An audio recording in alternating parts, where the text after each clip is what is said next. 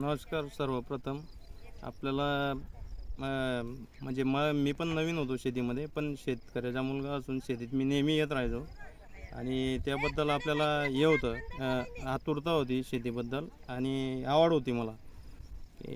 मग मी बियाणं घेतलं जिग्ना गोल्ड म्हणून एक.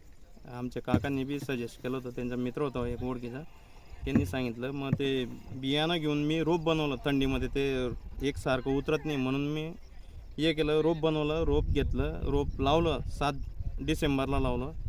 त्याच्यानंतर मग त्याला बऱ्याच समस्या आल्या. ते स्प्रे, ढगाळ वातावरण वगैरे ते केलं व्यवस्थित क्लिअर.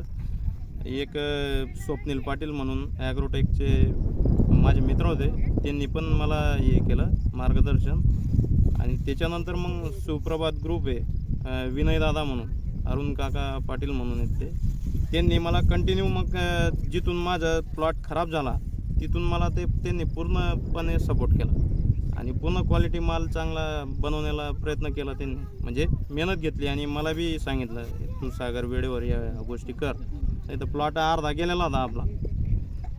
त्याचं आता जर शेतकऱ्यांना जर सांगायचं म्हटलं तर हे शॉर्ट टर्म पीक आहे. शॉर्ट टर्म पिकामध्ये जे आता केळी वगैरे घेतो आपण, ते लॉंग टाईम जातं, त्याच्यामुळे रिस्क जास्त राहतं, पैसा बी राहतो, टाईम बी जातो.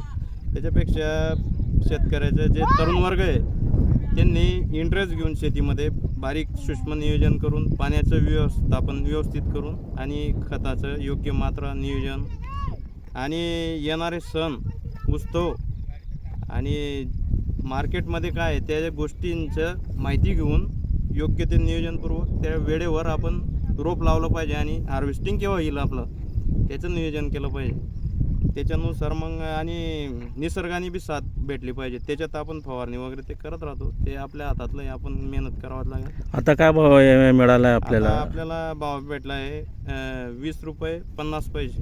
म्हणजे जे केलेल्याचं होतं ते सक्सेस झालं शॉर्ट टर्ममध्ये. आणि मी पहिलीन वेळेस हे टरबूज लावलेलं आहे. अच्छा.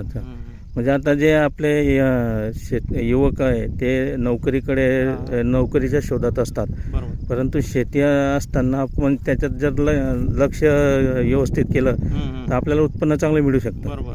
तर शेती एक अशी आहे सर, जर तुम्हाला सांगायचं म्हटलं तर जर मेहनत घेतली तर इथून नफा मिळणार म्हणजे मिळणार, याची शाश्वती आहे. पण निसर्गाने साथ दिली तर, नाही तर अशक्य आहे. आपण मेहनत करतो पण मग त्याच्यासाठी नियोजन बी असलं पाहिजे.